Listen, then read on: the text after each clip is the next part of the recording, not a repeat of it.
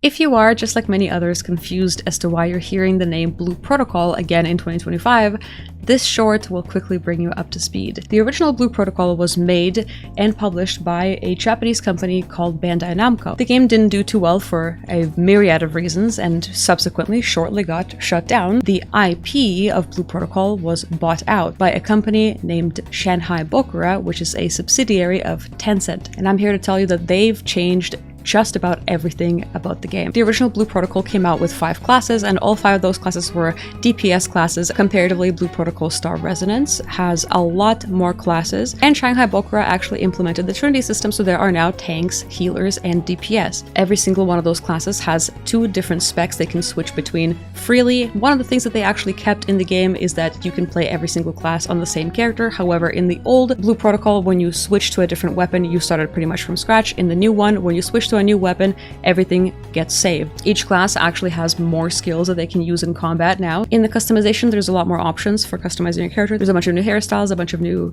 face options and stuff like that. The gearing system is completely changed from the original Blue Protocol. Everything you remember from the original Blue Protocol is gone.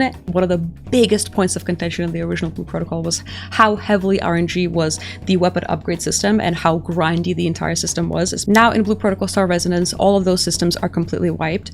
When you enhance your gear, you actually enhance the slot for the gear and not the piece of gear itself. So once you get your weapon to +5 and you replace that weapon with a different new weapon, that weapon will automatically be +5, and that applies across all of your gear. Old Blue Protocol that a lot of people had an issue with, where you had to follow this exploration journal that was at times very, very grindy and RNG heavy. That is no longer in the game. You just follow a quest line and go on your merry way. But I remember the old Blue Protocol dungeons being kind of a slog and mostly just spending 90% of your time killing a bunch of ads. Now they're a lot more faster, a lot more streamlined, and in my opinion, a lot more fun. The guild system existed in the old Blue Protocol, but it was nothing more than just an extra chat. In Blue Protocol Star Resonance, the guild is actually a lot more integrated. There are guild dailies, there are activities you can do with your guild that will only count if you do them with your guildies, and there's actually a guild hall that you can all meet at together, and there's a photo booth and a bunch of fun stuff to do. It's a lot more fleshed out. They've also added player housing, which I think a lot of people will enjoy. If you want to know more about Blue Protocol Star Resonance, make sure to subscribe to the channel, because I'm going to be putting out a much more detailed video going over everything I've described here in more detail, and also adding a couple more things